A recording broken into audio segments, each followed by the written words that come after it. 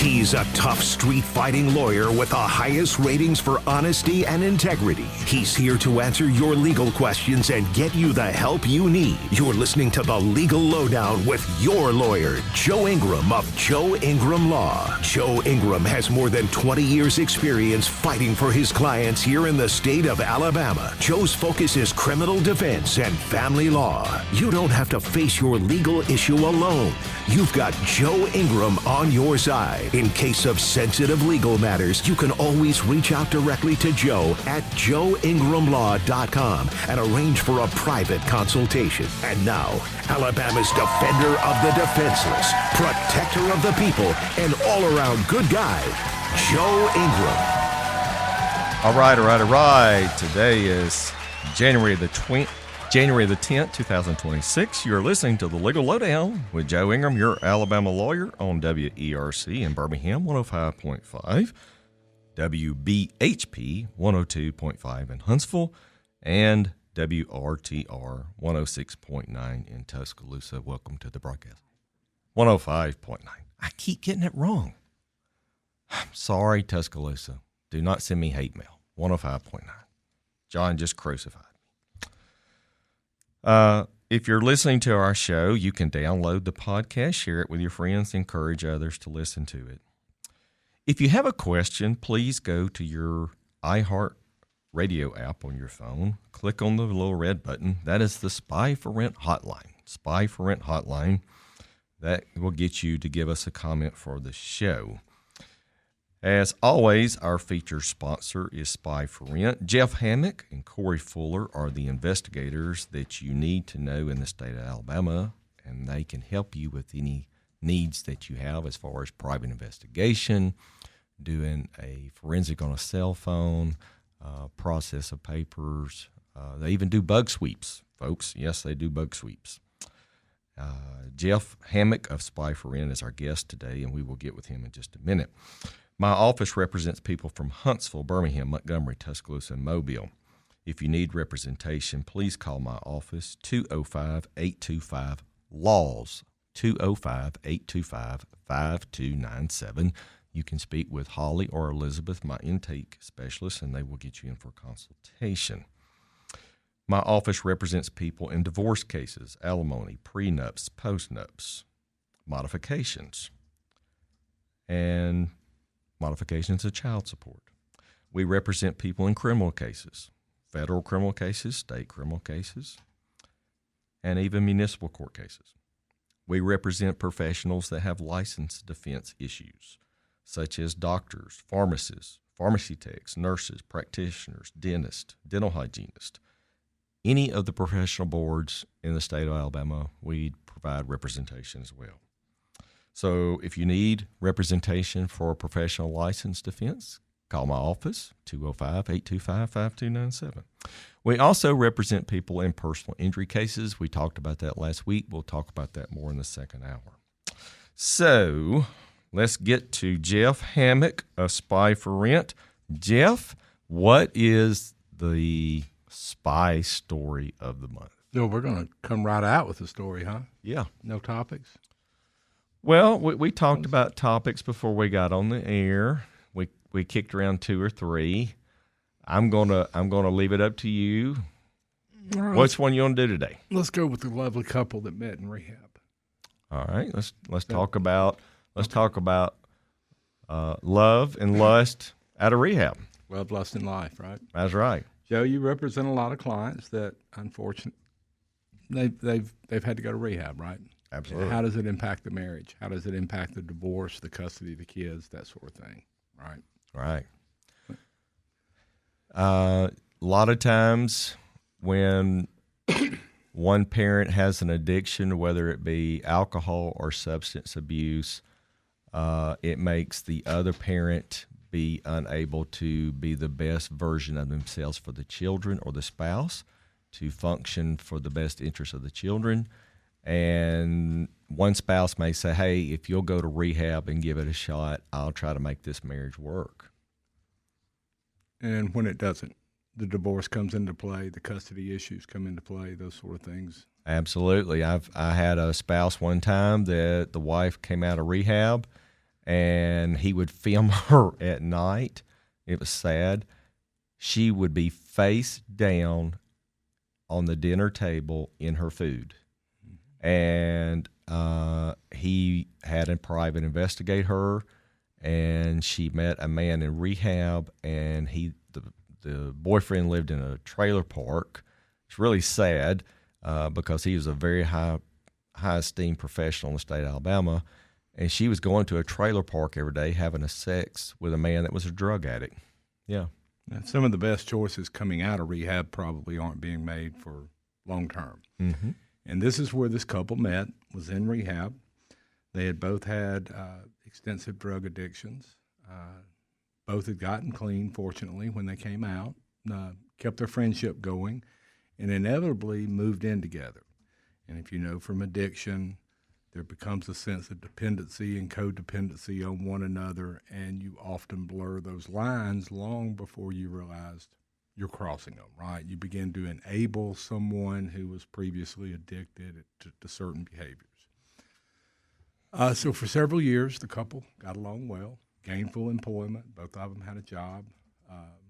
Year or two into post-rehab, the woman decides that she's not going to work anymore. Come to find out, she was fired for stealing.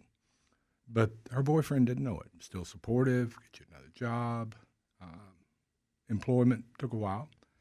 And in the times that she was staying at home and not employed, things began to disappear around the house. You know as well as I do what that's an indication of.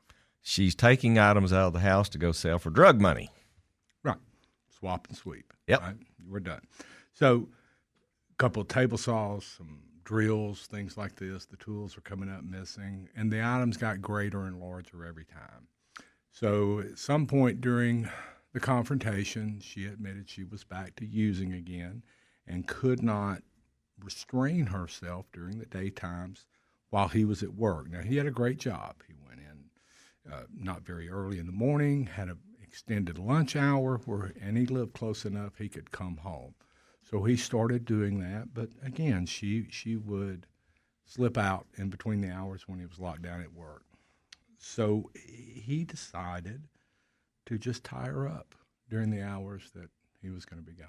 And in doing so, he put a handcuff on her, and he had a cable hooked to a hook in the ceiling with a little roller. She could roll from one end of the place to the other, but she could never escape the bedroom. Jeff, when you're describing this, I'm thinking of the 9 to 5 movie in the 80s with Dolly Parton and Jane Fonda and Lily Tomlin, where they tie their boss up in the room with the garage door opener. Mm-hmm.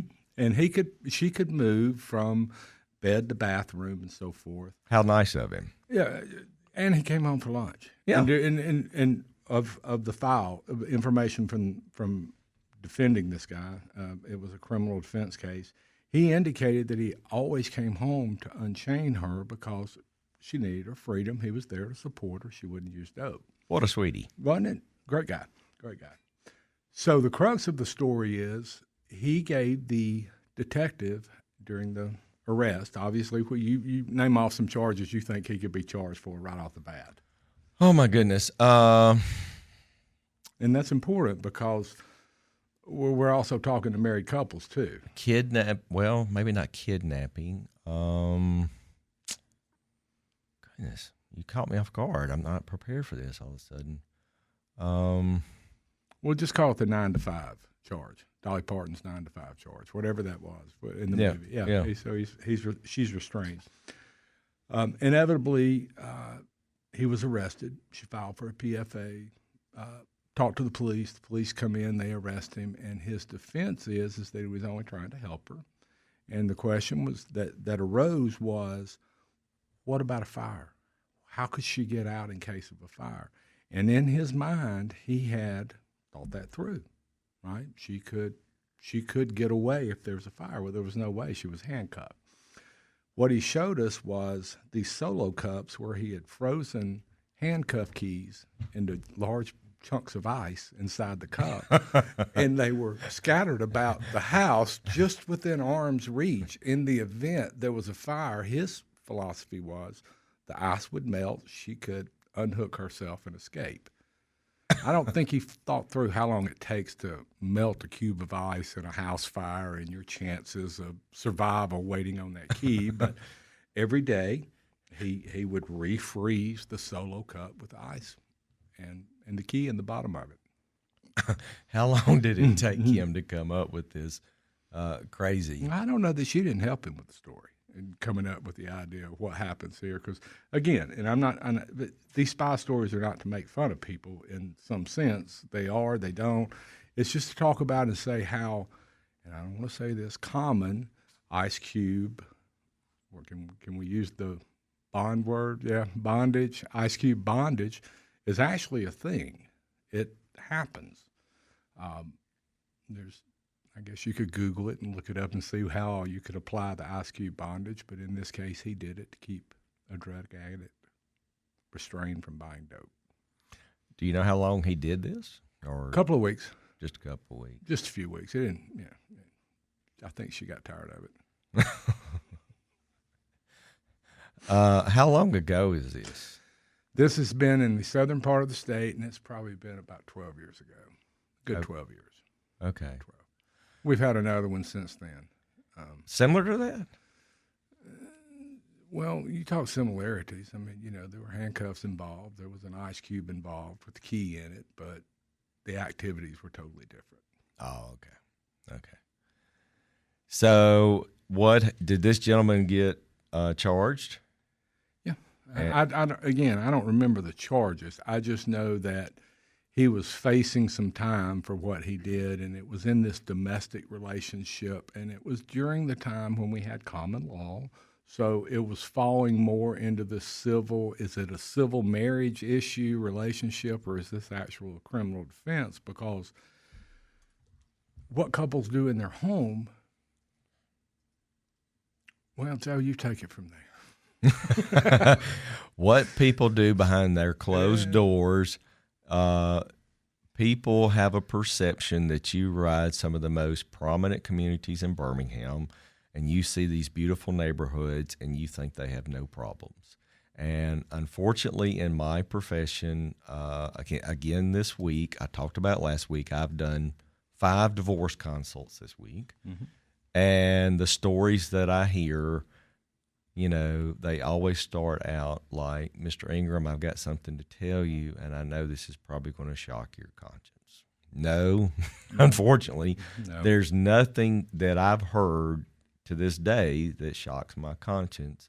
So just because you see a beautiful, shiny house and you see, manicured lawns and they live in the best zip codes, you don't know how people live behind their doors. People will always be that way just because we want our own personal privacy. We lock our own doors. We shut our own things in. But every marriage has them. And as far as I don't know how you say it, I think an ice cube probably would cause confusion on where the line's drawn. If it's a healthy activity that couples are enjoying, how far does it go before it becomes unhealthy and gets a restraining order? Yeah, we talked about having an app on your phone for consent. Mm-hmm. Maybe we need to develop an app for if you're into sex games in your house, in your marriage, that you consent to whatever type of activity you have. That way you can't come back if you're the other spouse and have somebody say that you did something criminally to them. Well, we all get tired. So, yeah, and eventually it has to, such a difficult conversation here. Eventually there has to be communication. Otherwise, there's going to be a problem, right? And in this instance, and in some of the other ones that you see, these things that couples do, let's not talk about that. That's going to go way too far. Let's just say that I agree that there needs to be a consent form somewhere for married couples, even though they're married. Yeah, completely agree. I've had a case where someone came in and claimed that they were being raped, even though it was marriage. And let's just say the person was embarrassed and claimed that no one's going to believe me because I'm married. And when you heard the story, I don't care if you're married or not, at some point you cross the line that even if you are married, it's not consensual. No means no to me. Mm-hmm. And in that story, when I heard it, it was obvious that no meant no. And I saw that case all the way through. We tried to have the other person prosecuted. Sadly enough, because no one had ever made a police report, called the police, called 911, said this was against my will, the police ran it by the DA's office in these rape-type cases now. And the DA's office said, we're not going to waste our time prosecuting this because we don't think a jury's going to buy it, unfortunately. Now, that doesn't mean that the other side, when they got counsel, didn't believe the story. And it did help settle the case because when you heard the person talk about the factual events of the case, you had to know that no meant no. And that I'm a full believer in that. And I think that's the key thing. We drive by the houses, we see other families, we see other couples, but we don't really know the factual events that occur when the door's shut. And that is a form of abuse. People are abused daily by this. Wouldn't you agree? Every They day. close the door, the spouse comes home, and the world changes for them. It could be the exact opposite, where they come home and their world has already changed because the spouse is suffering an addiction, maybe alcohol, maybe drugs, whatever. So just be kind. And the whole part of the spy stories is I just don't want to. We're not ever going to disclose the names, the details, enough context. This is just to give you an idea that some people really do some things that are striking. But to the legal community, someone that's versed like yourself, you're not going to raise our eyebrows. I mean, there's really nothing you can say that we're going to run from that we haven't already heard. Right? Yeah. And the other side of it is when I sit in those kind of consultations, even if it did kind of shock my conscience hearing something for the first time, you never want that potential client to get the impression that you're judging them, that you are looking down on them, that you would not want to represent that person, or that, it bothers you. Now, I have had some things, even in my career, that over 24 years that I've heard that just were unreal to believe that you could do to another person. Oh, yeah. The two biggest things that stick with me doing criminal work is if someone will hurt a defenseless animal, okay, animal abuse, or if someone will hurt a child, that is someone that has a very serious mental illness if you will hurt a defenseless animal. Unfortunately, I've had a couple of those cases. And they always end with a psych evaluation, and it tells a lot about the person, what happened to them, and it always goes back, and you know what I'm fixing to say. I see your smile. This is my psychiatry hat. It goes back to us all being 8-year-olds in adult bodies. Whatever we transfer with from our childhood, we carry into our adulthood, and thus we carry our baggage into whatever next relationship we get into. Personas and shadows. You want the world to look at you a certain way, but those traumas, like standing in the sunshine, creates a shadow. And when you are confronted with something, you have this manager, this thing that's the manager that separates your shadow from yourself. And when yourself can't handle the situation, it is trying to manage that 8-year-old child stuck in the shadow. And that's why people flee. That's why they run. That's why they break out into anger. That management of that emotion is too overwhelming. That's why you see people break down in anger. That's why you see them run when there's a confrontation. They won't ever fight with you. They won't ever engage. They just turn and walk away. It's that 8-year-old. Yeah. I had a case recently. One parent was alleging that the other parent, when the infant was in his custody, that something was happening to the child when they changed the diaper.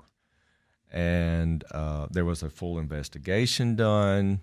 DHR investigated it. The child was taken to the hospital. They did a full rape kit to make sure everything was intact. There wasn't any penetration, anything like that. And it came back that there was no substantiation of claims, and they declared and determined that, as with any infant, that it comes down to when you change the diaper with baby wipes that there could be redness or irritation. So there's no justification for the claims that were made. On and on and on, we get through the case, we get to trial, get all the evidence, get all the discovery. Well, what turns out is that the primary custodial parent, without disclosing gender here, the primary custodial parent was raped at 13. And manifesting. And so because of what happened to that person at 13, they were overly cautious of everything else in their life with a presumption that it was going to happen to the next child. Protection and control. Yeah. And when I got up to do my cross-examination, the very first question out of my mouth was, isn't it a fact you were raped when you were 13? And the person looked at me and said, I don't think that's relevant. I said, I don't care if you think it's relevant or not. You're going to answer the question. Don't even look at the judge. It's relevant. Answer the question. And the judge said, I guess it's relevant. And the parent said, yeah, it was. And that line of questioning led all the way down through my timeline and my theory of the case. And I said, what this is all about is that because of what happened to you, you're transferring it to your own child, and you're trying to drive the non-custodial parent out of this child's life. And the judge looked at me, and they were like, Joe has summarized this whole event. Mm-hmm. Believe your children, if they're old enough to talk. Believe them when they talk to you. We have how many, what are we going to call it, co-mingle, co-join, step-parents, step-children, step-nieces and nephews in this world. And you have to be very careful in those environments because we walk among a lot of strange people, Joe. Yeah. And some of them have, as you said, suffered this trauma of separation, divorce, even possible sexual misconduct acted upon themselves by another person that they trusted, and they just turn around and reenact that on another one. And I cannot overemphasize how important it is to listen to your kids. Absolutely. Hey, Jeff, before we go to break, we're talking with Jeff Hammock of Spy for Rent. Jeff Hammock, Corey Fuller, they're the investigators in Alabama. Jeff's going to be back with us for the second segment of the first hour. Folks, stay tuned. We'll be back.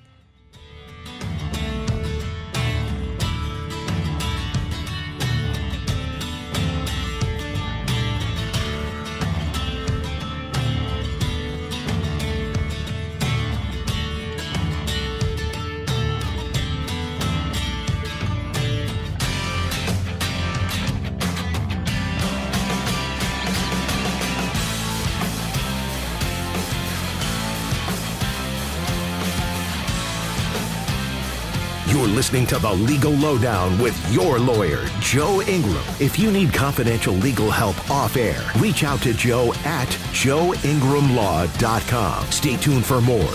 Joe will be right back after this break for news and weather. You're listening to The Legal Lowdown with Joe Ingram. Joe is a 20-year veteran of the Alabama courts specializing in criminal defense and family law. If you need a private legal consultation, email Joe at joeingramlaw.com. And now, welcome back to The Legal Lowdown with Joe Ingram. All right. We're back. It's The Legal Lowdown, January 10th, 2026. We are talking with Jeff Hammock of Spy for Rent. Spy for Rent is the investigator of Alabama. Jeff Hammock, Corey Fuller are the guys you need to know, and they are our feature sponsor for our show. If you ever need them, they're the people to call. They are my exclusive investigators. We were talking with Jeff in the first segment. Jeff, after talking about our drug addicts and the tie the person up in the bedroom with the garage door cable and leaving an ice cube hanging from the ceiling in case the house burns to the ground so they can get out. I don't know where we can go from there, but it brought up something that you said right before we went to the break. And here's where I want to go with this. So every time I have a client that is a male that gets a divorce, I give them what I call them Joe advice going forward. One, don't run out and get remarried. Oh, Joe, I'm not going to do that. I'm not going to do that. Okay. Two, if you're going to see somebody, see them. Have a relationship. Don't give them a key to your apartment or your house. Have a relationship. Send them home. Okay, not going to do that. Not going to do that. 3, if you get in a relationship and you move in or someone moves in with you that has minor children, do not do that. Why, Joe? Well, here's why. If they are children and they don't like you, and they're probably not like you, they're probably not going to like you because you're not their biological father, they may make an allegation against you of some type of sexual conduct, and it's going to cost you more in the long run than that relationship was ever worth. And I've had that happen 2 times in the last 10 years, that very scenario. The gentleman goes and gets involved with another person. They have minor children. They don't like him because it's not their biological father in the home with the mother. And they figure, this is the best way to get him out of the way. I'm going to make an allegation. Whether it's true or not, he's going to be put through total hell to get vindicated. Well, let me tell you what hell starts with. First of all, it's your cell phone, right? Police are going to examine everything on your cell phone to make sure that there's no extracurricular websites that would identify a passion for the same behavior of, say, a 13-year-old child. Maybe there's a lot of porn websites, and it has, as with porn, will ultimately manifest from the actual screen to a person. It is just like another drug. Sidebar on that. So, yes, you will first get your cell phone taken away. Your family will have a DHR visit. There's going to be home studies. There's going to be drug tests. The state will open up your entire life, and it will remain open until the case is settled. Yeah. Yeah. And so when you leave that relationship and you start another one, now you're indicted already, or you are charged, or there are allegations of this activity, whether it occurred or not, and you have now moved on in your life because you're not going to live in that relationship anymore. You're going on to someone else that you can trust, right? Well, that's going to follow you. And the most likely that person is going to move in or marry another person who has been divorced. We're talking about age as you go, right? You start at 20, 21, you get married, you're divorced at 30. You have these allegations at 32, 33. You spend till age 36 fighting them. Eventually, you move in again with someone else. Well, there are very few unmarried people without children at age 36 and higher. Would you agree? That population, that selection is rather. Yeah. So you tend to repeat the same behavior, whether not the sexual misconduct or the allegations, the fact that you put yourself in that situation. I don't know how parents trust someone that they don't really know. They're just in love with them, but you hear the story every day. I thought I knew them better. I never thought they would do this. I never saw this coming. Why? Why didn't you see it coming? Your child was going to say something, whether it's out in a behavioral change, right? They're lashing out. They're arguing. There's problems at school. Maybe they're trying to tell you, but you're so in love with this new person, you don't hear the real words. Yeah. Jeff, let me ask you a question, because it's the time of year when I get all my new divorce cases. You're really busy right now.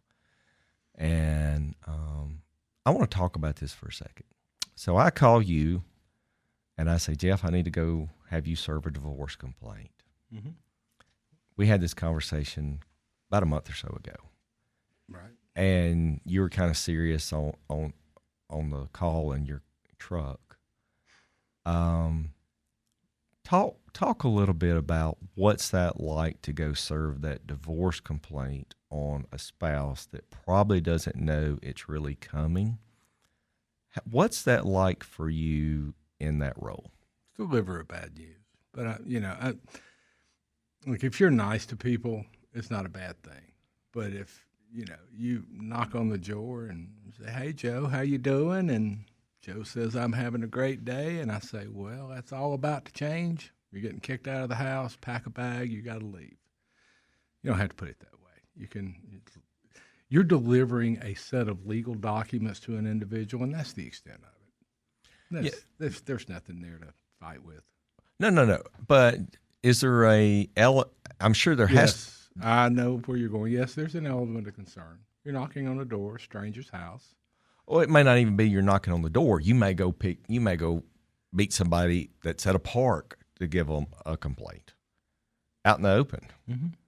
So you don't know what you're walking into, just like an officer when they walk into a domestic dispute situation. You don't know what you're walking into. You don't. So are you covering yourself? Are you prepared? Yes. 31 years, I'm not going to walk around in the backyard, knock on the door. If I can't get you at the front, that's what I'm not going to go any further. There's no reason for me to be in your backyard, right?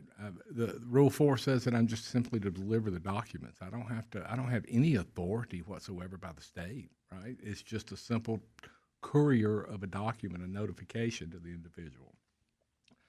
But yes, I've seen the guns. People's come out with the guns. People's turn their dogs loose on us. There's just been a number of things. And other ones are just, they hate their spouse so much they can't wait for me to get there. They're willing to come meet me halfway. Oh my goodness. Let's talk a little bit about.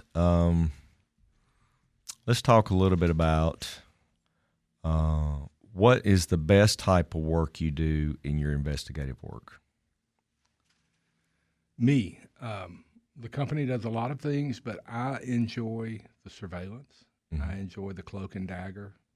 I enjoy I don't hunt. I don't fish. I find no enjoyment in that, right? It's just not exciting or thrilling. My thrill is to be in a car trying to follow someone who doesn't want to get caught doing what they're doing or be with close proximity to obtain the evidence. That's the thing that still makes me the most nervous after 31 years is following people around town. Because you never know if they're on to you. They're going to lead you into a place where their friends are. If they're just driving you around to make you look foolish because their husband has hired you and they're in their emails and they can see that they've hired you. Right? We've had that before. What is the longest you've ever sat on surveillance in a case? Probably 2 days with no sleep. 2 days. Yeah, you're. I know I can't match yours. You run with absolutely no sleep, but probably about. You got to remember, you're in a vehicle, right? And you're hunkered down, and depending on what I call the comfort level, can you crank up and turn your air or your heat on? Can you maintain a sense of the environment where you're comfortable? Otherwise, you just sit there and cook in the summertime. Yeah. Wintertime, you freeze. So depending on the comfort level really dictates how long you can go and still not lose your sanity sitting beside that same seat for 30 hours straight. The longest I've followed probably would be from somewhere in North Tennessee to Birmingham, and then from Birmingham to Ohio for a court case. He was a truck driver. He was injured in an accident, claimed an injury. He lived in Tennessee. He had to go to Birmingham to meet with his lawyer. So we brought him down, followed him down, and then he drove all the way to Iowa or Ohio, wherever this place was. It was like a 16-hour follow on a car. It's a long time. And Spy for Rent does a lot of work for insurance defense firms as well. Yes, we do a lot of claims. Yeah. A lot of claims. And you see them, Joe. You've seen the people that come in that want to file a claim that's really not hurt, and you've seen the ones that are entitled to the actual money for the injury. Yeah, right? Yeah. I was talking to you a couple of weeks ago, or I was talking to Corey, and y'all were working a case, and I can't remember which one of you it was, said you were y'all were going out of state or going to Tennessee or Mississippi. Tennessee. When you called, I was in Mississippi heading to Tennessee. Yeah. The upper corner north of, well, let's just say almost to Arkansas. Wow. Yeah, it's we knew we had to go there. It was something. Remember the super secret thing you broke a couple of weeks ago? We wasn't supposed to talk about. Oh yeah, I'm not going to say that again. Okay. Yeah, but I'll just say it. I mean, we can see certain cellular devices, and of all the cellular devices in the United States, we ran a comparison and was able to show that there was only one cellular device that, and we're making the city up, we'll just say that was in Atlanta at a certain address and in Arkansas at a certain address. Of all the cell devices there's only been one cell device that's been located at both addresses. Well, then we know naturally she's no longer, say, in Atlanta, she's in Arkansas. Mm-hmm. And then that's where we were headed, was just to confirm the theory. When you get a new case, how do people reach out to you to hire you or Corey for an investigation? There's an intake on the website. There is a cell phone you can always call and reach someone at. And you just start talking, and we kind of hear what your lawyer wants from us, what your lawyer needs you to have. But sometimes people call you outside of a lawyer. They call you outside of a lawyer. We will ask and hope that they go see a lawyer, especially if it's a divorce action. You know, there's really nothing else someone's going to call us about, much less besides a bug sweep, phone sweep, some of the other services. But if it's a surveillance investigative activity relative to a divorce or a custody, we want to hear from your lawyer also, because what that person wants is an emotion. What the lawyer needs is maybe entirely something different. Right? Yeah, we had that conversation the other day. We did. Peace of mind or piece of evidence. It's two different things. Well, sometimes what the client wants, the client can't have. Well, I love the ones that call and say, I want everything. Well, what do you mean by I want to know everything? I want to know when they go to the bathroom. I want to know when they leave work, who they're talking to, and just well, everything costs a lot of money. Yeah. You can't give someone everything on a budget. So we start backing them down to say what is relative. Is this something that is actually bothering you that an attorney can argue in court, or is this just something carrying over from the marriage and you want peace of mind? Yeah, and that's where it goes. Yeah, and Corey worked a case for me a couple months ago. We knew that one spouse was cheating, And we just wanted confirmation, I think, for the other spouse to justify the divorce. And Corey was really good. We set the other person up. We said, hey, we're going out of town. That gave the other spouse thinking this window of opportunity that, hey, he's gone. I can go do what I got to do. And Corey was like, hey, I think this is time we can catch the cat and the mouse. Mm-hmm. And he was absolutely right. And we did it not once, but twice in that case. And both times were totally successful. And why I'm getting to that is Corey was being smart. He was being a good steward of the client's money, not wasting their money, saying, hey, let's break this window down to when we think we're really going to get a good bang for your buck and not waste your money and get you what you need so that you can justify what you're paying us for. Experience helps pull that out. Context from the lawyer, context and conversation from the client helps us narrow down the calendar hours, the watch hours of availability. And you have to remember that short of a trip out of town, short of an extended overnight, people have about an hour to an hour and a half in their day to mess around on the spouse. Unless they are in complete control of their schedule throughout the day, where the other spouse has no idea where they're supposed to be or what they're supposed to be doing. Call it an outside salesperson, for example. Those people move in and out of the office, out to client's office and back and forth. Those are the hardest because they can pop off for 20 minutes somewhere, moving back and forth from a job and conduct the affair, right? The ones who are locked down from 9 to 5, who get off at 5, it's the 5 to 8:30 time frame that we're usually working those individuals, or the 4:30 in the morning till 7:30 when they're supposed to be at the gym. But we typically will work it around your work routine, because if you're locked down, you can't go anywhere. You're stuck there, right? You don't have the opportunity. So you have a lunch hour opportunity. So why should I follow someone from their residence in the morning if they're leaving in just enough time to get to work? If that's their normal routine, there's no sense in following that. They have to be at work. So maybe we would take those elongated hours that another investigator would, charge 12, 14 hours a day for, and we just apply 1 hour, 2 hours for lunch, and then we apply the 5 to 7 time frame, depending on what the children's curricular activities are that night. There could be a dance pickup, there could be a football game practice, something that the kid has to be shuffled to.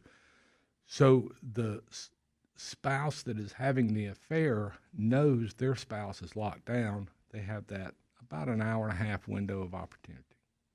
Never thought about that. Mm-hmm. Never thought about that. And that's the average. That's not every time, but a general rule is it's outside of the work activity. Yeah. Work hours, I mean. Yeah. Except when I worked at Alabama Power, this is a true story, folks. Back in the 90s, when I worked at Alabama Power, there were 2 employees of Alabama Power that were having an affair together, and they were having sex in the Alabama Power parking lot. Mm-hmm. And I had gone to my car to get a pack of crackers. Honest to goodness, they were having sex in the car. And I was like, oh, my goodness, I know both these people. And it was hard to look at them after that, knowing what I knew. How often did you shake their hand? Never after that again. And it was hard to even look them in the face because I lost total respect for both of them. One of them was, how do you say this? One of them reported to the other one. So, you've got all kind of issues there. You've got labor employment issues. You've got infidelity issues. Mm-hmm. There's all kinds of things that were going on there, and I lost total respect for both of these people the rest of the time that I stayed at Alabama Power. There's a principle that says you don't do business with people that cheat on their spouse. And the reason is because you will find yourself in that same let down feeling about them when you hear the story, you see the story. And so you just don't do business with people that cheat. It's very good. Very good advice. Yeah. So, folks, today is January the 10th, 2026. This is the Legal Lowdown. This is Joe Ingram, your Alabama lawyer. We have been speaking today with Jeff Hammock of Spy for Rent. Spy for Rent is your investigator for the state of Alabama. They work throughout the state, and if you need them, they are the ones I would call. I have them on speed dial, and they have never let me down ever. They are phenomenal at what they do. They are extremely reasonable with their prices and being good stewards of your money and trying to get you the result or the satisfaction you need to justify whatever decisions you make that you feel like you need to make in your life. Jeff, I think I'll see you again in about 4 weeks. We're going to try to do one spy story a month is what we talked about. So we'll have to think long and hard for the next story we do. But I'm sure you can come up with something. I have some questions for you. Sure. As an investigator of 31 years, what is it exactly when a client comes in and let's say you hear on the horizon in the conversation, you foresee that there's probably infidelity or there's some type of, we'll stick with infidelity, right, in the marriage. How do you convey to the client that you need an investigator, and this is why you need the investigator for the infidelity? Because, especially when the spouse, and they often sit there and say, I just want out. I just want gone. I don't want to go through this. I just give me the papers today. I'll sign them and I'm gone. Mm. And you're looking at it going, this is an 18-year, 22-year marriage. Your adult kids are gone, so there's no child support, but you've never worked. You have alimony due to you. How do you convey to them the need to take that uncomfortable step? Because people tell us all the time, I've never done this before. I'm uncomfortable talking. Never thought I would have to talk to a PI because we have this persona of being shady and wrong. And, wrong may be the answer. Shady, right? Unscrupulous. But we're not. We're actually a pretty professional organization, I would think. You're very professional. Good staff. Very professional. So you and Corey are extremely professional. No, so I had one the other day. If I have the spouse that is not the breadwinner and you're looking at a long-term marriage for alimony, and you have pretty good indication that there is infidelity, I say, look, we need this evidence to try to get you alimony or get you half of the 401k or half of the value of the marital assets to get you the full value. People that are going through a divorce, Jeff, right then, it's an emotional decision. 12 months down the road, 18 months down the road, it becomes a business decision. Mm-hmm. And I say, I don't want you to look back in a year and say, you know what, I should have listened to Joe. I regret it now. I let him off the hook. I should have gotten more. You're acting on emotion. Yeah. And I tell them, I'm not emotional. You're emotional. You have blinders on. I'm being extremely objective about your case.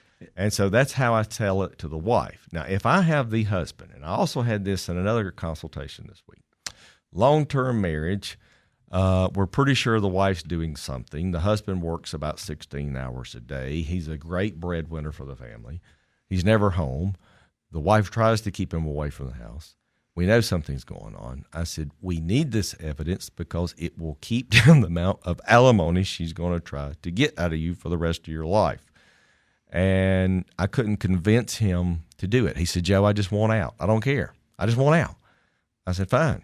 But I make them sign something that in my practice so that they don't come back later and say, this was a long-term marriage.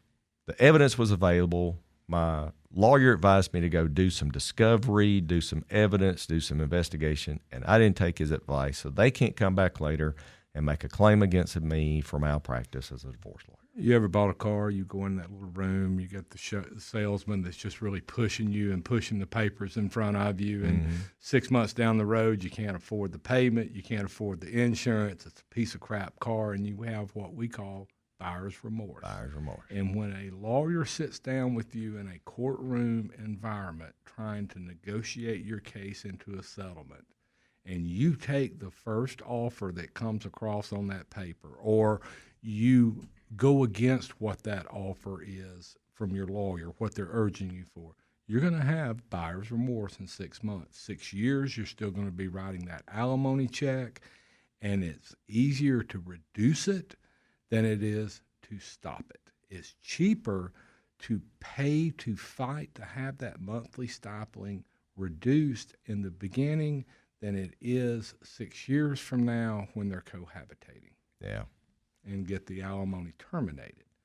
So listen to your lawyers, and if they put you something in front of you and it's on paper, you just have to look and decide if that's what you're buying today, if that's the car you're taking.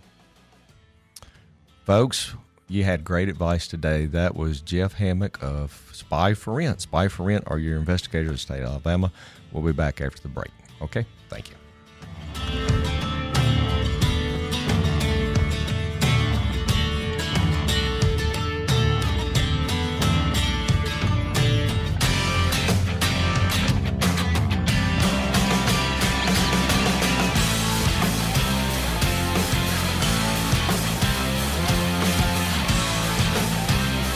You're listening to The Legal Lowdown with your lawyer, Joe Ingram. If you need confidential legal help off air, reach out to Joe at joeingramlaw.com. Stay tuned for more. Joe will be right back after this break for news and weather. He's a tough street-fighting lawyer with the highest ratings for honesty and integrity. He's here to answer your legal questions and get you the help you need. You're listening to The Legal Lowdown with your lawyer, Joe Ingram of Joe Ingram Law. Joe Ingram has more than 20 years' experience fighting for his clients here in the state of Alabama. Joe's focus is criminal defense and family law. You don't have to face your legal issue alone. You've got Joe Ingram on your side. In case of sensitive legal matters, you can always reach out directly to Joe at joeingramlaw.com and arrange for a private consultation. And now, Alabama's defender of the defenseless, protector of the people, and all-around good guy, Joe Ingram. All right. Today's January 10th, 26th. We're back for the second hour of the Legal Lowdown with Joe Ingram, your lawyer, on WERC, Birmingham 105.5, WBHP 102.5 in Huntsville, and WRTR 105.9 Tuscaloosa. Thank you, John. He looked at me. He's like, yes, Joe's finally not drinking. He got it right. Got it right, Tuscaloosa. If you're listening to our podcast, please download it, share it, like it with your friends. If you like the content, go to your app on your phone, the iHeart Radio app. Click on that. That's the Spy for Rent hotline. You can leave us a message. You can ask us anything you want to ask us, provide any content you want to know about in the future. So we're back for the second hour, and if you were with us the first hour, Jeff Hammock was our guest for the week, Spy for Rent. And we're going to talk about some national legal news, we're going to talk about some state news, and then we're going to talk about some personal injury information the second hour. So if you listened last week, we were talking about this story. I did not know, John, that Saturday night what I talked about was about to happen. Folks, last Saturday night, President Trump raided Venezuela and took Maduro in the night. I didn't know that was going to happen a few hours later. That's got to be the biggest story of the week. And there is so much disinformation out there. You can't take a sitting president of a foreign country. The UN's all up in arms. This is illegal. This is wrong. Folks, you're all wrong. Let me tell you why. One, this is the same thing that Pappy Bush, George H.W. Bush, did in 1989 in December. He took 27,000 troops. He took Noriega out, took him to Florida. He was indicted in federal court for drug trafficking. He was convicted. There you go. Same thing. And by the way, history always repeats itself.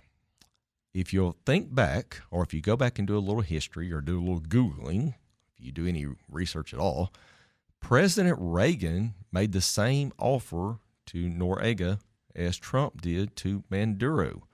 He said, just go away and you won't be prosecuted. Well, neither one of them took the bait, and both of them got what they got. So what does that tell you? Trump is a little bit like Reagan. If he says he's going to do something, folks, I think he's going to do it. There you go. Oh, and a side note the other day,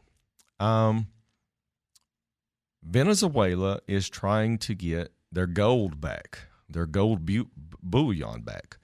There is approximately $3 billion of gold in the United Kingdom Bank of England that they're trying to get unfrozen. It is still there.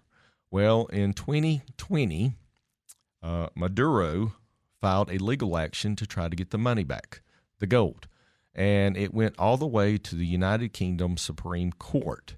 And they said, no, we've had elections in Venezuela, and the duly elected of Venezuela is a man known as Juan Guaido. So, no, the money will stay frozen, or not the money, the gold will stay frozen in the Bank of England bank, and that's where it's sitting today. The reason I think they were trying to get some money back, they're trying to hire some high-profile defense lawyers for Maduro to fight his case in up in New York in the Southern District. Folks, I'm going to tell you how this is going to play out. It may take a year. It may take 2 years. When this is over, he's going to be convicted, and he is going to spend the rest of his natural life in what we call Supermax out in Colorado. I predicted it, and that's where he's going to spend his time. Okay? Second big story of the week nationally. I want to talk about this. This really is important. The mayor of New York, the biggest city in the United States, is run by a socialist of the Democratic Socialist Party of America. He took the oath on the Quran. I don't care about religion, except to the extent that your religion becomes like a zealot, okay?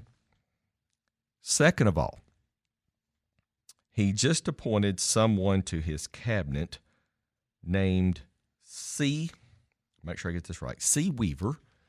She is a socialist as well. She put out 2 tweets, one in 2019, that said ownership of a home was white privilege. No, it's not. And she also put out a tweet in 2017 that said, elect more communist. Can you believe that? How in the world did the CIA allow Mandami, whatever you want to call him, get elected the mayor of the biggest city in the United States?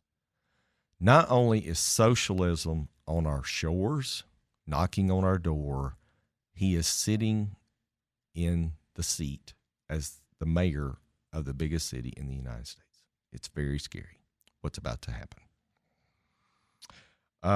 And by the way, during his speech when he was put into office, I want to make sure I get this correct. I don't want to misquote this. This really bothers me.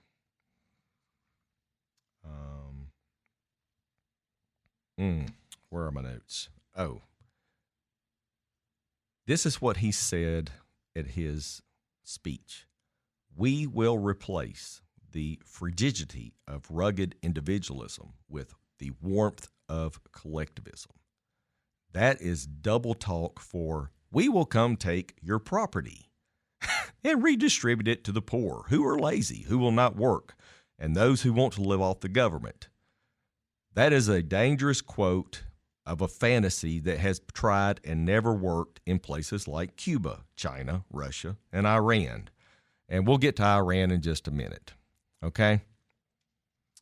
Whatever happened to the segment of Governor John Winthrop of Virginia that said that the United States is the shining city on the hill?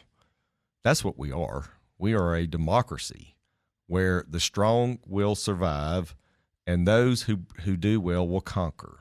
That's what America's founded on. Not this kumbaya crap of let's all sit around and share what we have. No, that doesn't work. And I don't want it to work. I want the best to survive. That's my thoughts on it. So that's the big city out of New York that bothers me. We talked a little bit about Iran last week, if you remember. Guess what, folks? This week's going on in Iran. There is a huge revolt. As a matter of fact, the Iranian regime is trying to block the internet right now because 2 major cities are under attack. They have set government buildings on fire. Iran could fall as a regime. I don't know if they will because they don't have any support over there, but it's close. Iran is in trouble, thanks to President Trump. That's another big story to be watching. Some news, if you own a business, for anyone who owns a business, the IRS just came out with some new standards for 2026, and the mileage rate for business use went up 2.5 cents. Well, Joe, that's not a big deal. Well, you're wrong. We're up to 72.5 cents for every business mile you drive. I drive a lot of business miles, so it does add up. And by the way, the prices of gas are coming down, so you're getting a double savings there, thanks to President Trump. If you had sleepy, crazy Joe Biden or laughing Kamala, you would still probably be paying close to $3 a gallon for gas, and they would, want to do away with all the gasoline in America, by the way. Thinking about divorce news of the week, Nicole Kidman and Keith Urban, the Urban Cowboy is what I call him. They settled their divorce case this week like most people should. And what do you mean by that, Joe? Well, they came to a settlement outside the press. Nicole's going to take her net worth. The Urban Cowboy Keith is going to take his net worth. And the 2 teenage daughters are going to come see him every other weekend. You keep your case out of the public opinion, and you keep your case out of the public record. They sealed the record. There's nothing you're going to see there. That's how high-profile people generally take care of their divorces. So good for Nicole and the Urban Cowboy. Some Alabama legal news this week. We're going to be talking about election news all year long, folks. Wes Allen. Joe, who is Wes Allen? Wes Allen is the current Secretary of State. He decided not to run for a second term for the Secretary of State. He decided to run for lieutenant governor. And he's got a clear shot now that A.J. McCarron got out of the race. I don't care about your football, Alabama-Auburn crap. A.J. McCarron had no business being the lieutenant governor of Alabama. He had never even voted. He didn't know anything about politics. Anyway, Wes Allen has just reported at the end of December he has raised just over $1.8 million in his war chest, and which means he has double the number 2 candidate on the Republican side for lieutenant governor in the state of Alabama. That gentleman is named Rick Pate. He is the Agriculture and Industries Commissioner.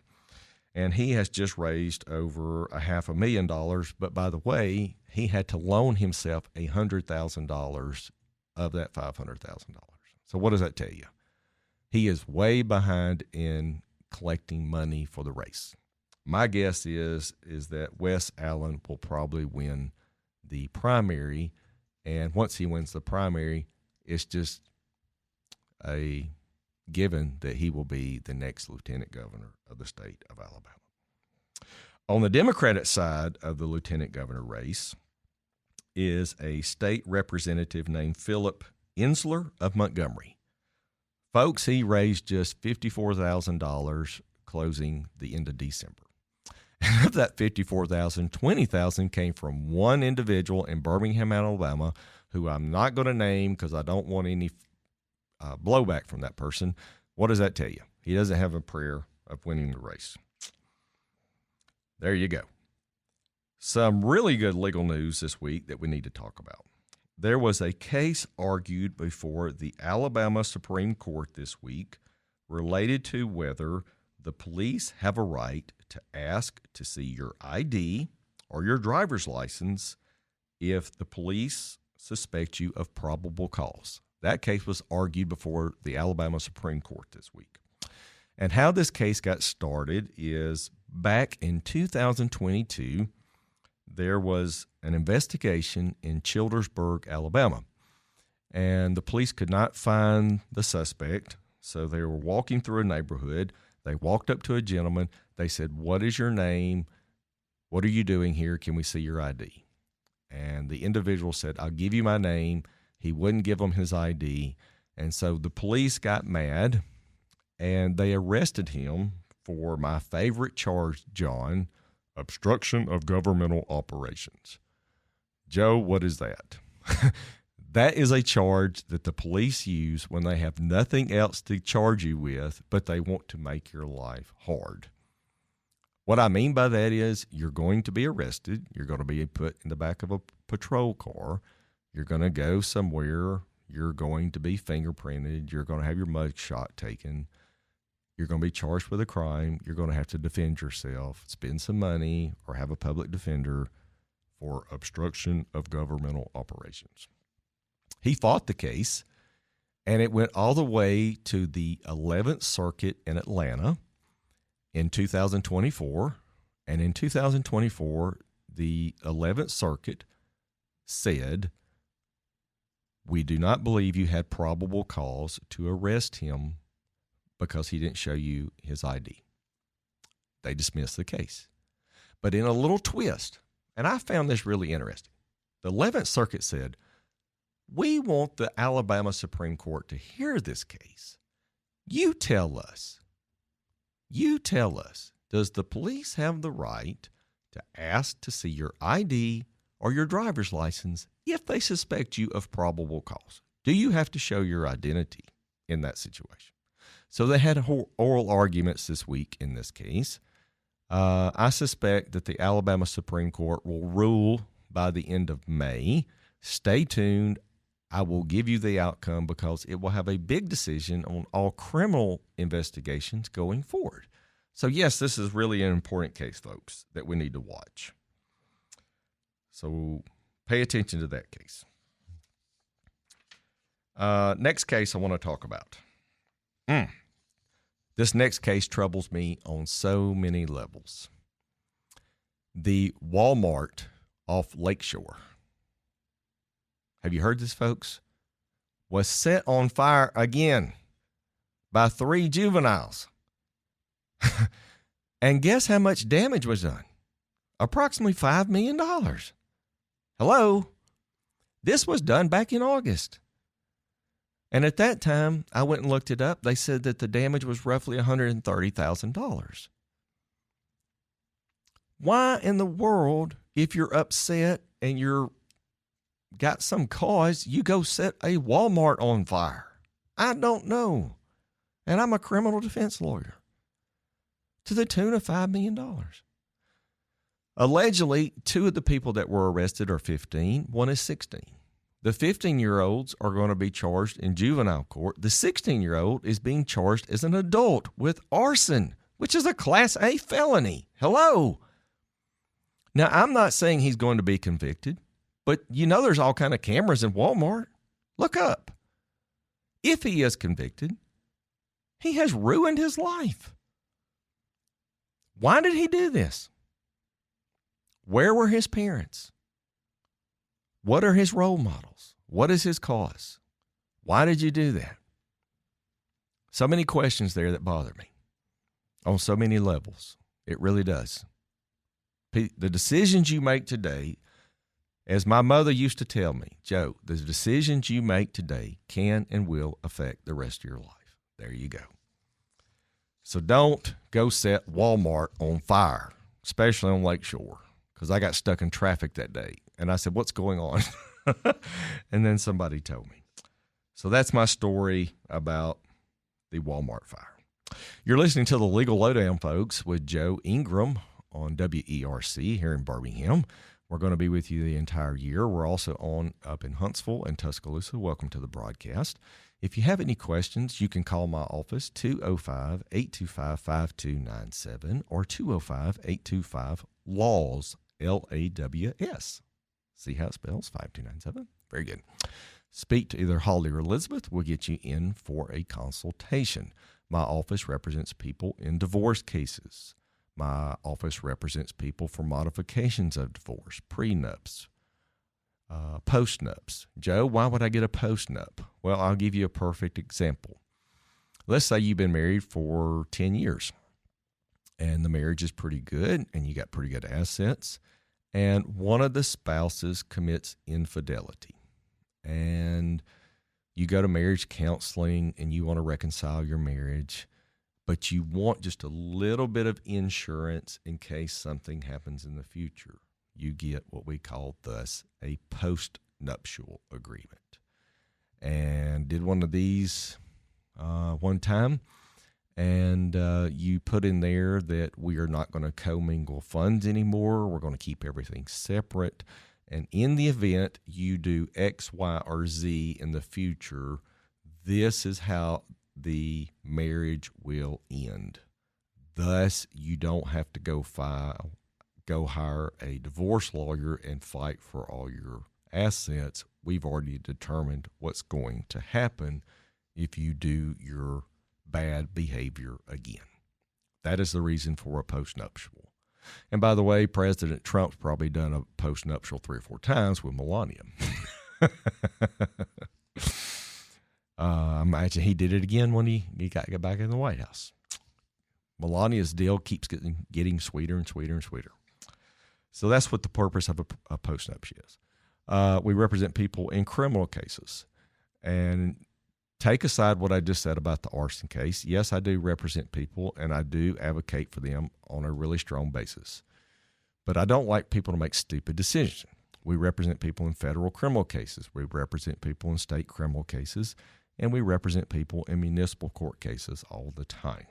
So if you have a criminal case, you can call my office, 205-825-5297, or you can look us up on the web, joeingramlaw.com. We also represent people in personal injury cases, and we will talk a little bit about that this hour. We represent people for auto accidents where you're not at fault. Someone hits you, you're not at fault. You have injuries, you go to the doctor, you need compensation. Thus, you come see me. We may file a lawsuit on your behalf if you have damages. If you're injured in a accident with a tractor trailer, I talked about this extensively last week on Corridor X. It bothers me tremendously that there are not any cameras for video surveillance on Corridor X. We need to work on that, folks. I've talked to some state legislators throughout the state. This is a very big need. That's a very big stretch of interstate, and there are not any cameras there. I think we need it. We represent people in motorcycle accidents. I gave you the example last week. I talked about those people that drive those high-speed motorcycles that weave in and out of traffic. We represent people that are hurt in motorcycle accidents. We also represent people that are injured that are pedestrians in a crosswalk. Yes, I'm a perfect example. I was running one day, and I was hit by a truck in a crosswalk, running. We represent people for slip and fall cases. You don't see those as much because, generally speaking, if you have a business, whether it's a grocery store or a McDonald's or a gas station, if you have wet areas, you're pretty good about having a sign available to put out that says, caution, wet area. So they're covered themselves, and if they got a camera up, unless it's just extremely negligence, it's going to be hard to win a slip and fall case. But it's still a case you can file if you have injuries, because they probably have insurance, okay? So those are the kind of cases we do. We're going to take a break here in about 2 minutes, and we're going to come back for the last segment of the show.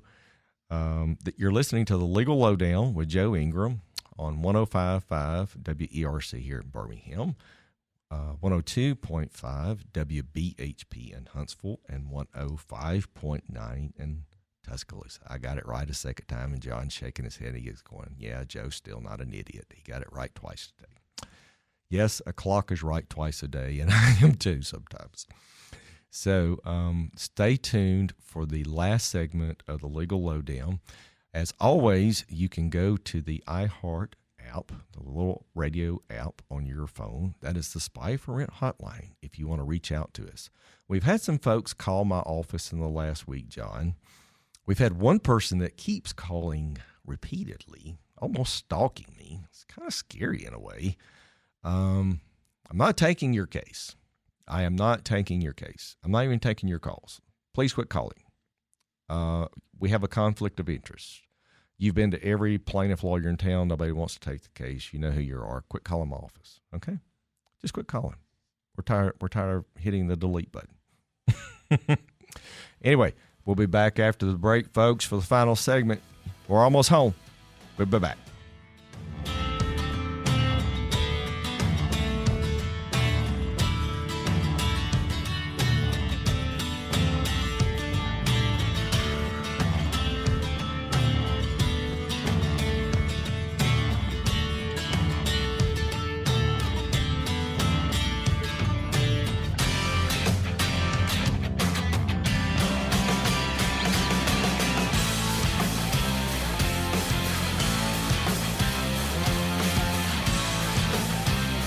You're listening to The Legal Lowdown with your lawyer, Joe Ingram. If you need confidential legal help off air, reach out to Joe at joeingramlaw.com. Stay tuned for more. Joe will be right back after this break for news and weather. You're listening to The Legal Lowdown with Joe Ingram. Joe is a 20-year veteran of the Alabama courts specializing in criminal defense and family law. If you need a private legal consultation, email Joe at joeingramlaw.com. And now, welcome back to The Legal Lowdown with Joe Ingram. All right. You listen to The Legal Lowdown. This is Saturday, January the 10th, 2026.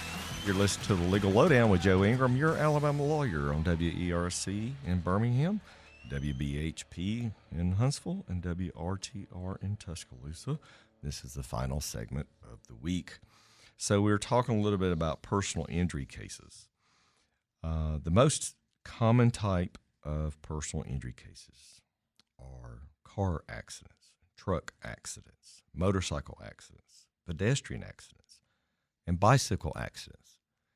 Folks, if you have a personal injury case, please call my office, 205-825-5297, 205-825-LAWS, LAWS, if you need a consultation. There are slip and fall cases, or what we call premises liability cases. That is a situation where a property owner has a duty to maintain their property in a reasonably safe condition.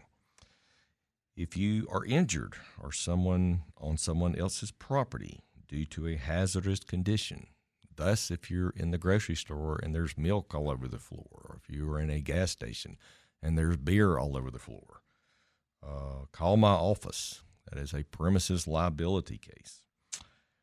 Dog bite case. You see these all the time now where people live in communities where there are leash laws and they don't have their dog on a leash and the dog runs out and bites you and you get injured in some way. Maybe the dog has rabies or the dog has injured you really bad and bitten your leg. That's a dog bite case. Well, it might be covered under the family's homeowner's insurance policy. They have insurance for that, and you can recover damages for that kind of case. Workers' compensation cases. We talked a little bit about workers' comp last week. There was an old wise tale back in the 70s and 80s, I think. Do not tell somebody you got hurt at work, you'll lose your job. That's not true, folks. The laws have changed tremendously over the last 50 years. If you get hurt at work, you need to report the injury when it happens. And they'll either tell you to go to a ER doc, or they'll report you to a nurse, or they'll tell you to go get treatment. If you're hurt on the job, tell them, go get treatment. Don't wait and say, I got hurt a week ago. That's not going to help your case. I'm not saying that you still don't have a workers' comp claim. I'm just saying you're going to make it harder if you're really hurt on the job. Go get treatment for your accident. And by the way, don't tell the nurse or the doctor or whoever, I got hurt on the job and I'm going to sue them for everything they got so I don't have to work anymore. That's not true. They're going to write down every word you say. Workers' compensation in the state of Alabama is based on a scheduled basis. Joe, what do you mean by a scheduled basis? Well, everything under workers' compensation has a value. Your fingers are what we call a scheduled member. Your pinky, your thumb, all these are scheduled members. Your arm is a scheduled member. Your leg is a scheduled member. The things that fall outside of the schedule are parts of your body like your neck, your back, your spine, your shoulders. Those are non-scheduled member injuries. Those are the type of injuries that would get you more compensation or more value if you're hurt on the job. I am told that the worst surgery you can have is shoulder surgery. I am told that it's even worse than back surgery. Shoulder surgery can be very, very hard to overcome and takes a long time in therapy to go through if you have shoulder surgery. If you have a workers' comp case and you file a claim and they fire you for no reason, you may have a cause of action for firing you after you file a workers' comp case. That is a separate and distinct claim. I've had a couple of those in my career. I had one that was a total knockdown. They had no reason to fire this gentleman. He was a veteran. He was replacing a keg in a bar. He dropped the keg on his foot, broke his foot, and they fired him the next day. Well, hello, not only did they have to pay him for his broken foot, they ended up paying more for wrongful termination than they did for the foot. And just as a side note, I had a case one time where an employee was killed in the line of duty. The most you can recover for that is 500 weeks compensation. And you're thinking, well, Joe, that's not a lot. I know, but that's the law in Alabama. So you take what the person makes a week, you multiply it by 500. That's the most you're going to get for the compensation if you get killed in the line of duty. There you go. That's something to think about. What are the kind of damages you get in a personal injury case? Well, you get past and future medical expenses. You get the expenses for going to the doctor, and you get expenses if you have to continue to go to the doctor when the case is over. You can recover for lost wages and loss of earning capacity. If you're off work and you don't work for a year, we take what you make. That's the loss of your income. Let's say you get totally permanently disabled and you can't work anymore. We look at what your future compensation would be based on the number of years you would work in your life, and that would be your loss of future earnings. Property damage. Let's say someone takes a car and destroys your home. What would it cost to rebuild your house? That is the value of what the property damage would be in that situation. We also have what is called non-economic damages. Joe, what in the world is that? Well, let me break it down in very basic terms. Pain and suffering. Pain and suffering. I hate those terms in a way, but they're real terms. Your pain and my pain is a different level of pain. What is painful to you is not painful to me. A shoulder surgery is very painful. Is a broken foot painful? Yes. Is it more painful than a shoulder surgery? I think not. It's common sense, folks. Pain and suffering. Loss of enjoyment in life. What does that mean? Well, let's just say that you were into fly fishing and you lost both your legs, which means that you're probably not ever going to go fly fishing again up in Montana in the rivers. And that's something that you enjoy doing every summer. Loss of enjoyment, fly fishing. Permanent disability or disfigurement. What does that mean? Well, maybe you lost your leg. You're totally disabled. You've been disfigured in some way. Maybe you've been in an accident in a burn case. Maybe your face was totally burned off on one side. Maybe they've repaired it the best they can. You're going to be totally disfigured the rest of your life. That is a disfigurement wages compensation. So how does a personal injury case work? Well, generally you go hire counsel. They may get the police report. They're going to see if the other side has coverage. They're going to send you to doctors. They're going to send you to treatment. They're going to wait till you're fully reach full capacity of being rehabilitated, and then they're going to try to settle your case. Now, generally speaking, in the state of Alabama, a personal injury case has a 2-year statute of limitations window, which means that you have to file a lawsuit within 2 years from the date of the accident. So if you go to some of these personal injury lawyers, they will wait till the 12th hour to file a lawsuit. If it is a significant injury, you don't wait 2 years. You go ahead and file the lawsuit now, and you work through the process. It depends on the type of injury you have on whether or not you go ahead and file the lawsuit. And people always ask, Joe, why does it take so long to settle a personal injury case? Well, you're dealing with an insurance company. You're dealing with an insurance adjuster. They have hundreds of claims. And so you file your claim as soon as possible, and you update the insurance adjuster routinely on your client's injuries and their treatment and what's going on so that they know what's coming. And as soon as the client has reached their limit of where they're going to get back to, then you file your demand letter. We demand X amount of dollars for my client's injuries. And then the adjuster takes it and looks at it, and they know what the value of a case is. Well, they have to run it up the chain of command. They have to run it up to their supervisor to say, we're going to offer X for this claim. Well, you're not obviously going to take the first offer. Just like when you go buy a car, you're not going to take the first offer. So you have to negotiate. That takes time. You have to navigate the legal system. So it takes time.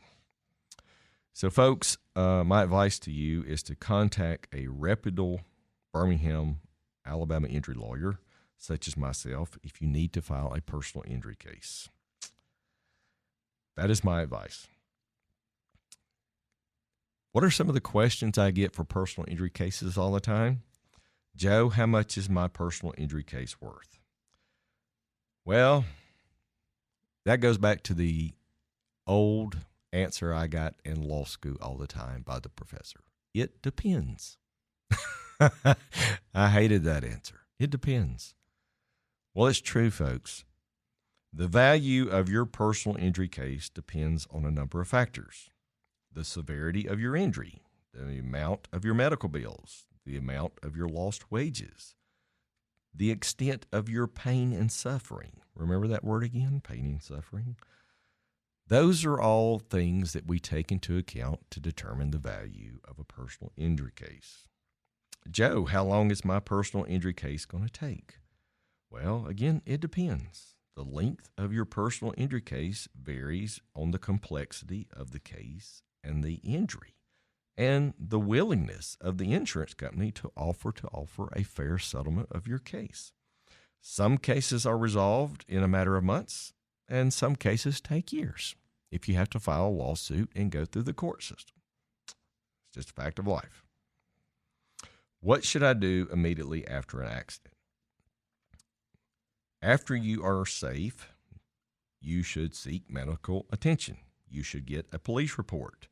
You should get copies of your medical records. You should get insurance information from the other party. You should get their name, their number, their email address, a copy of their insurance card with your iPhone. All that's good stuff to have. And do not make a statement to an insurance adjuster if you're going to hire a personal injury lawyer. We talked about this last week. They are going to record that statement, and that statement is going to stick with you, and you're stuck with that statement. What kind of evidence is important in a personal injury case? Evidence is your medical records, police reports, photos of your injuries, photos of your car, photos of the other person's car, videos of the accident. A number of people now are riding around with dash cam videos in their car to make sure they have evidence so someone can't say that they rear-ended them. That's good evidence to have. Evidence of your injuries. Witness statements. Maybe you have someone that witnessed the accident.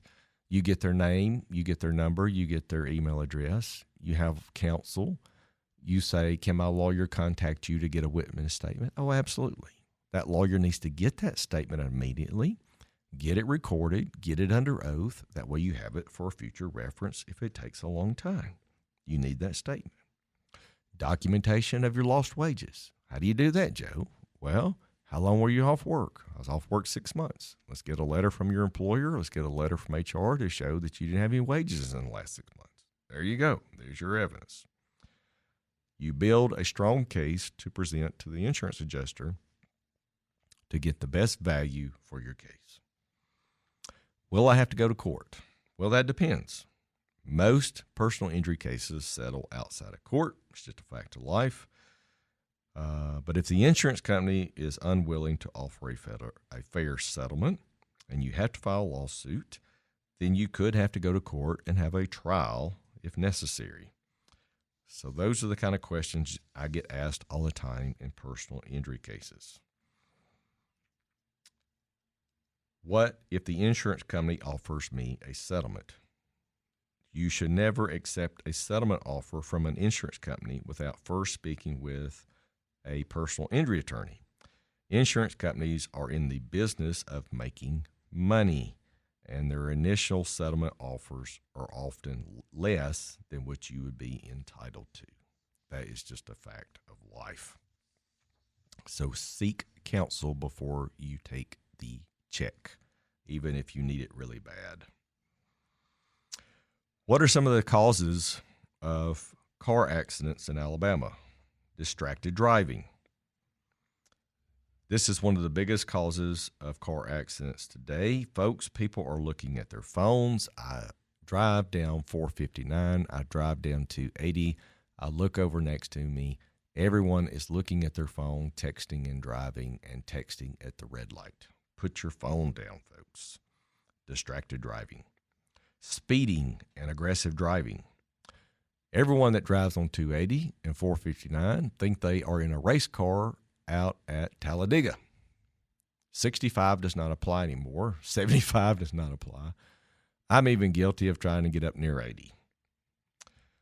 Speeding and aggressive driving is the major cause of car accidents. Drunk driving or driving under the influence.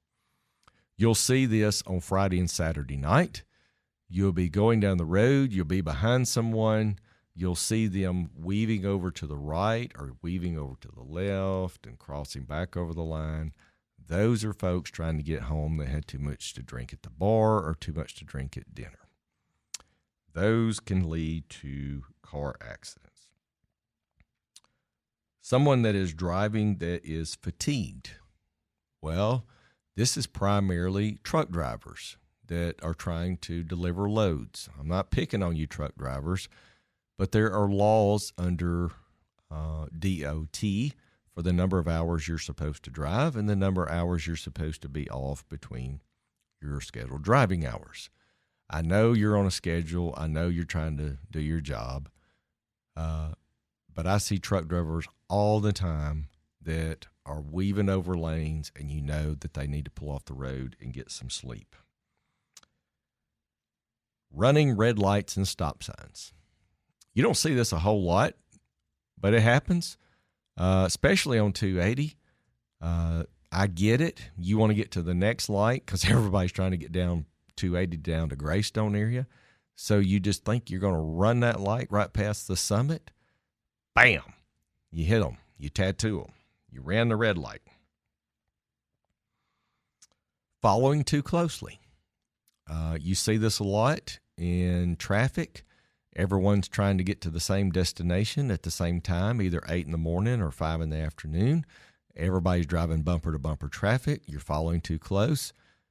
It becomes a 3 or 4 car pileup on 65, 459, 2059, Corridor X. Following too close, tailgating. Weather conditions. I don't know what it is about the state of Alabama. When it starts raining, everyone starts driving exceptionally slow like they've never seen rain in their life. And what is it about folks that literally come to a stop to turn the car? Folks, you're turning the car. Don't stop. Just turn the car. Rain is a huge factor in accidents in the state of Alabama. God help us that we don't have snow like they do up in Minnesota. We would just shut down. We would be just shut down the state because we can't drive in the snow. Poor road maintenance. This is where I get to pick on the city of Birmingham for a second. Birmingham has the worst roads I've ever seen in my life. Potholes, uneven pavement, all these other defects. UAB is constantly building a building, digging up a road. They never repave the road. UAB, if you're going to put up a new building, I'm glad that you are. I'm glad that you're here, part of the community. Repave the streets around the new building you put up, please. So those are some of the common causes of car accidents in the state of Alabama. What are some of the injuries you get from a car accident? Traumatic brain injuries, concussions. They can have a lasting impact on your cognitive ability and your quality of life. Whiplash, neck injuries. Folks, you can be in a car wreck, get hit at 60 miles an hour, throw your neck. You don't realize it for a day or two, and then you go to the doctor, and then you have to start seeing a chiropractor, and you have severe neck pain. It happens. You're not faking it. It's real injuries. Back and spinal cord injuries. These can cause paralysis and permanent disabilities for life. These are when you're going to the hospital in the back of a paramedic truck. Broken bones and fractures. You can be in a car wreck. You can break your leg if you're hit the right way. You can break your arm. The airbag can deploy in your face, and it causes significant injuries to your face. The airbag can deploy on your right side if you're the driver. It can cause injuries to your shoulder. You'll have redness. You'll have swelling. You can even have bleeding.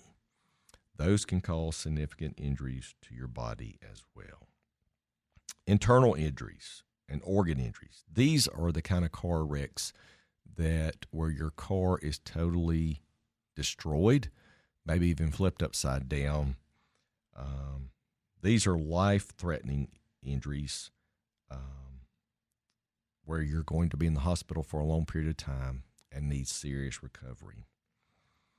And then there are lacerations and scarring where maybe your head hits the windshield. You got to get a couple stitches in your head. That's still an injury. You're entitled to compensation for that as well. Psychological trauma and PTSD. That is not fake. That is not legal jargon to get you money. That is real. I had a client one time that had a car wreck on 280. And she came back 2 years later, and she said, Joe, every time I'm on 280 at that red light, I am reminded of the day I had that car wreck, and I relive it. You can have psychological trauma or PTSD related to being in a car wreck, and it is real, and you may need to get counseling for that. And there's nothing wrong with that, and there's not a stigma related to it. So that's some of the information to talk about personal injury. We'll talk about more in the coming weeks. Folks, you're listening to The Legal Lowdown with Joe Ingram, your Birmingham lawyer on WERC. My phone number is 205-825-5297 or 205-825-LAWS, L-A-W-S. See how that spells out? You can always call us if you need representation in a divorce case. You can call us if you need representation in a criminal case. And you can call us if you need representation in a personal injury case. You can speak with Holly or Elizabeth. They will get you in for a consultation. We had Jeff Hammock of Spy for Rent our major sponsor today. He came in, gave us his spy story for the month. It was very entertaining. Jeff has great stories. If you need an investigator in the state of Alabama, folks, please call Jeff Hammock or Corey Fuller, Spy for Rent. They are the guys to know. They are the best investigators in Alabama, and they are my exclusive investigators that I use for process of service and my domestic relations work when we have to do forensics on cell phones or bug sweeps or anything like that, or do an investigation of infidelity. Spy for Rent are the guys to know. So we've talked a lot today about personal injury. We've talked about some legal news nationally. We talked about some state legal news. It's going to be interesting in the next week to see what comes out of Minnesota. I think some big news is about to hit in the next week. People are about to seriously be indicted, and I'm talking about major politicians. It's coming, folks. We're getting close. They are at the door. Just hang tight. I'm not going to be wrong on this one. So if you're listening to the Legal Lowdown, please download, like, share my podcast. Become an avid weekly listener to the show. Tell us what you want to hear. Tell us what you want to talk about. Tell us what you need to know. We're going to provide guests every week. Our guest next week is going to be Judge Philip Bahakel. He was a former family court judge in Birmingham. He is now a practicing attorney that practices primarily divorce law in Jefferson and Shelby County. Judge Bahakel is going to be in the studio with us. You're going to want to listen. You're going to want to tune in. You're going to hear what he has to say. He is an excellent lawyer, and he has good information. We're about to call it a day. Thank you for listening to the Legal Lowdown. Want to leave you with my final thought of the week. One of the most powerful forces in life is being able to do something in reputation over and over and over again. That's how you start to build movement. That's how you build results, build a body, build a business, whatever you want to do. Have a good week. Bye. Thanks for tuning in to the Legal Lowdown with your lawyer, Joe Ingram of Joe Ingram Law. Don't forget to follow Joe's Legal Lowdown podcast on iHeart. If you need a private legal consultation, reach out to Joe on his website, joeingramlaw.com. Tune in again next Saturday for the Legal Lowdown with Joe Ingram. No representation is made that the quality of legal services to be performed is greater than the quality of legal services performed by any other lawyer.